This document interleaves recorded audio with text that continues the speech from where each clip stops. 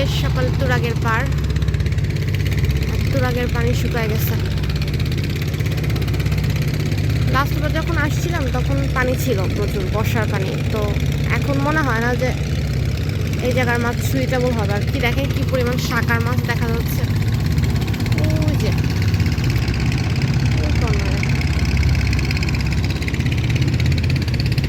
আসছি হচ্ছে সকালে একটু মাছ খেতে, ফ্রেশ ফ্রেশ তাজা মাছ খেতে আসছি। শীতের ফ্রেশ শাকসবজি পাওয়া গেলেও ওয়েদারটা এত বেশি শুষ্ক থাকে, ভালোই লাগে না।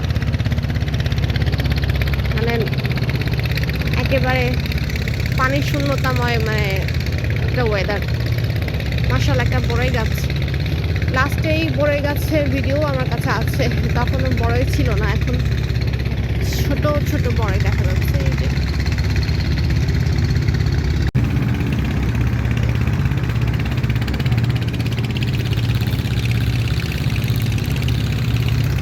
লাউ গাছের মাথাতে হাঁড়ি দেয়া যাতে নজর না লাগে, ভালো সিস্টেম।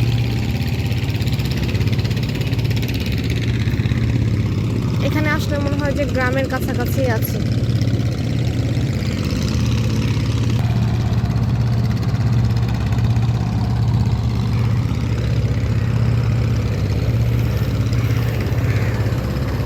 চোর ধরা পড়ছে।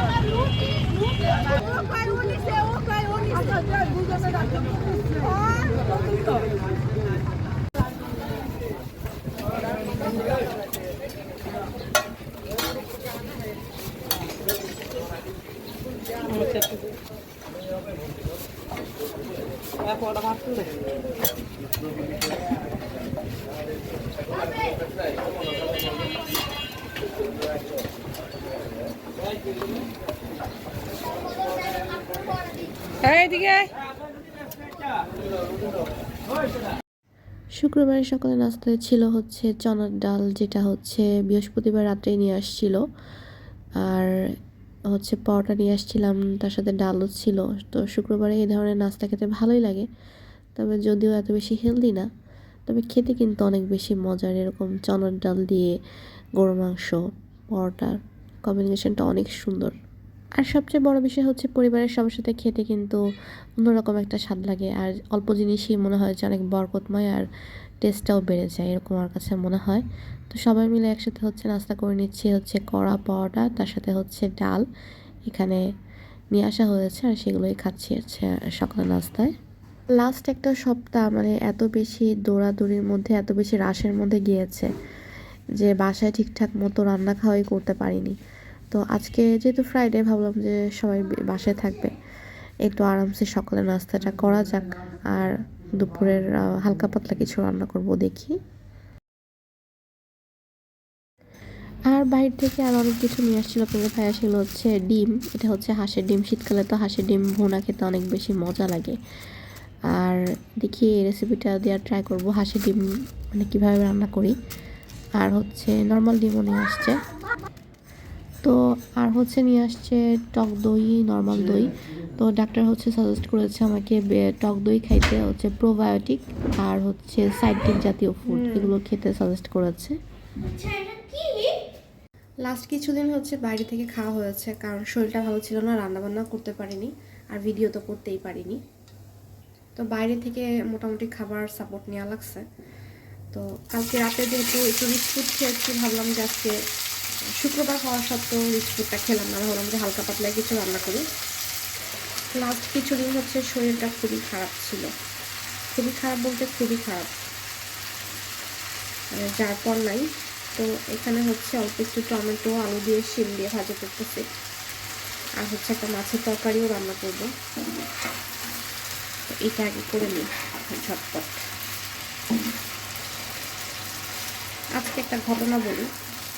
আসলে মানুষের সাথে ভালো হলে কি হবে, মানুষ আসলে সব না। আমাদের বাসায় হচ্ছে মাছ ফুরাই গেছে, যেহেতু মাসের লাস্টের দিকে মাছ ফুরাই গেছে। তো আপনাদের ভাইকে বলছি যে ফিরতি পথে হচ্ছে মাছ নিয়ে এসো।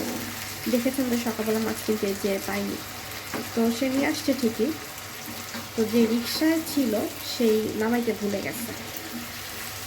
তো আমার কথা হচ্ছে সে রিক্সাওয়ালা নিশ্চয়ই দেখছে, পরে দেখছে, তো সে তো যদি লয়াল হইতো ফেরত দিয়ে যেতে পারতো, যেহেতু সে আমাদের বাসা চিনে, ইভেন কি দারোয়ানকেও বলা ছিল, তো ফিরিয়ে দেয় নাই। তো বেশি হচ্ছে কই মাছ, আরও কী কী মাছ জানি ছিল। তো যাই হোক, অল্পের উপর দিয়ে হয়তো বা আল্লাহ আমাদেরকে শিক্ষা দিছে যে সাবধান হইতে হবে, আরও বেশি সাবধান হইতে হবে। এইটাই যে মানুষের সাথে ভালো চিন্তা করলেও মানুষ আসলে এগুলোর মর্ম দিতে বুঝে না। তো মনটা একটু খারাপ ছিল সকাল থেকে, কারণ বেশি কই তো জানেনি যে কেমন দাম। আর হয় না যে অনেক শখ করে অনেক কিছু কিনি, আমরা কল্পনা করি যে এটা এভাবে খাবো, এভাবে খাবো, তো সেটা যদি না হয় খুব খারাপ লাগে অবভিয়াসলি। তো যাই হোক, কিছু জিনিস তো মেনে নিতেই হয়, তাই না? তো ঠিক আছে, টমেটোটা ভাজি করে নিই।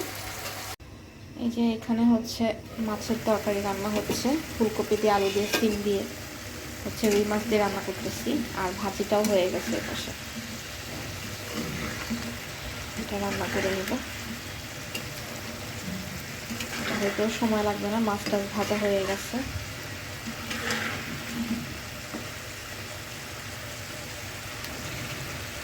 ঢাকনা দিয়ে ঢেকে দিতে হবে।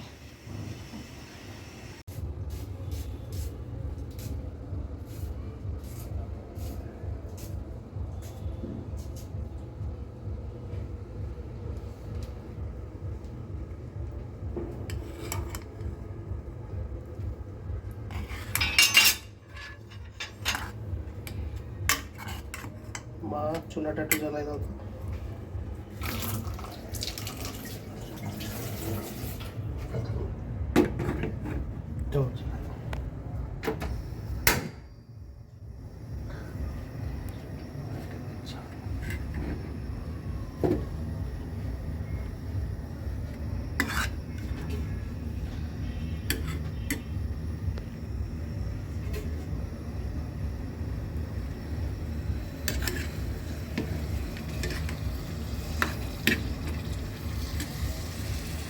সিরাজ চুইজালের গরুর রেজালা আমরা একটু গরম করে নিচ্ছি খাওয়ার আগে।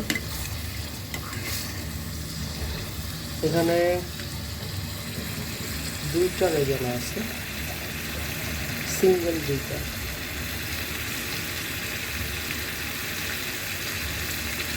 একটা দাম 190।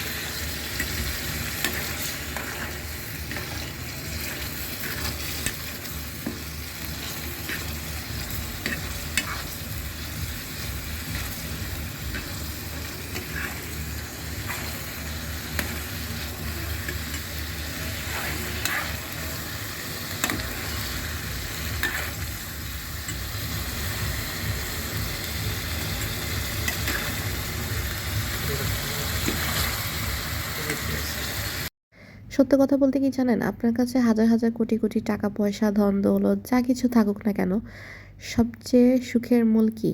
আপনার সুস্থতা, আপনার শারীরিক সুস্থতা। আপনি যদি সুস্থ থাকেন, পৃথিবীর সব কিছু আপনার কাছে ভালো লাগবে, আর যদি অসুস্থ থাকেন, পৃথিবীর কোনো কিছুই আপনার ভালো লাগবে না।